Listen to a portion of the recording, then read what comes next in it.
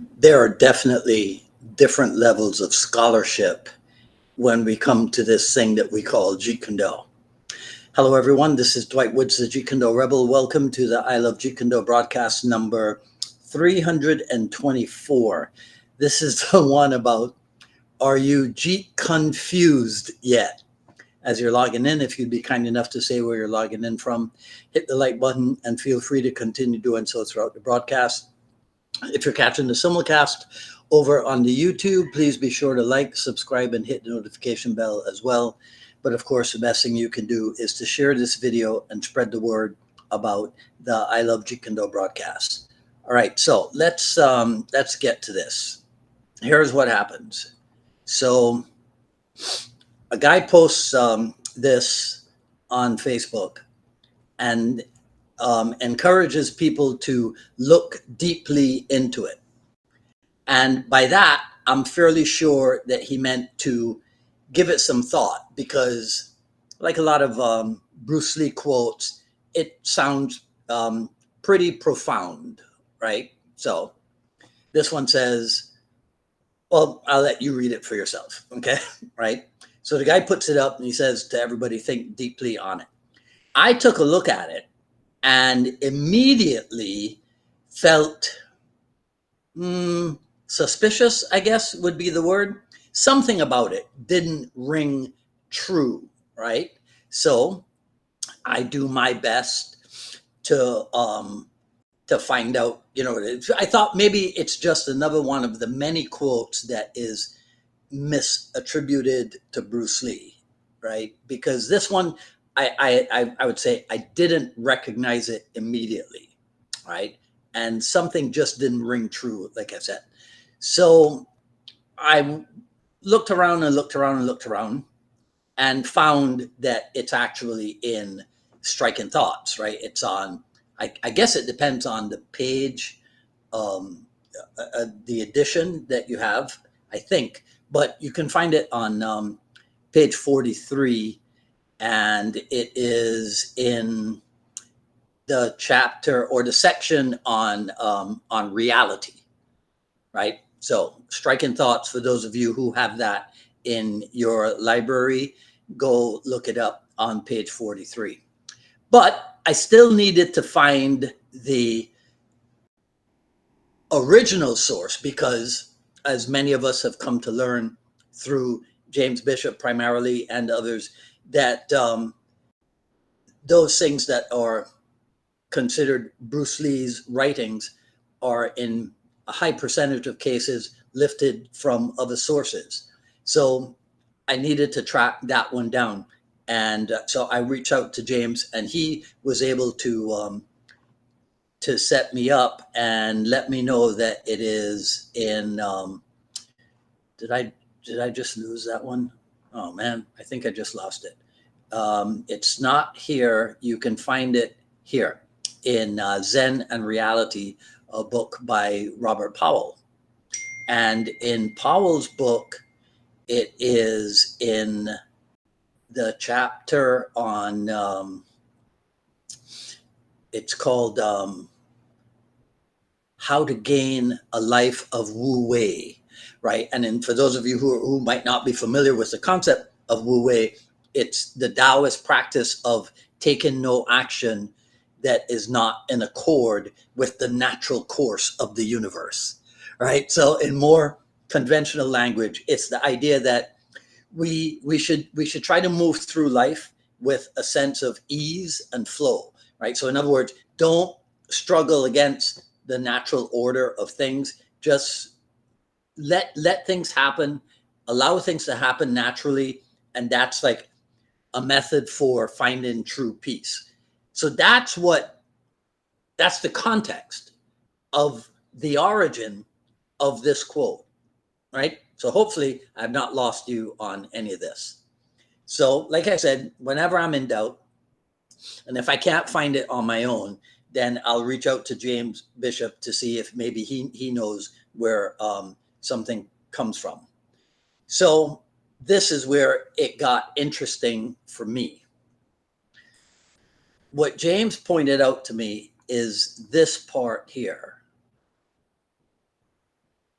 right? The highlighted part. Liberate yourself from concepts and see the truth with your own eyes. I think that the logo is blocking what I put there, right? But I think that's what it says.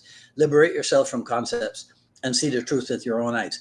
And so what I thought was, well, that's interesting because that sounded, that part, liberate yourself from concepts. I go, if I was somebody who wanted to get in an argument about original Jeet Kune Do and Jeet Kune Do concepts, I could come up with the phrase liberate yourself from concepts because it has echoes of what? It has echoes of liberate yourself from classical karate, the 1971 article that Bruce Lee wrote for Black Belt magazine. And that's what did not ring true, so to speak, when I first read this. Liberate yourself from concepts. I thought, that's interesting. It's interesting that Bruce Lee would say that. Liberate yourself from concepts. And so what I found out is that this part, which is taken, let me show you something else. Okay, this is, well, let me get rid of this one. Maybe you can see it better. No, that doesn't help, Dwight.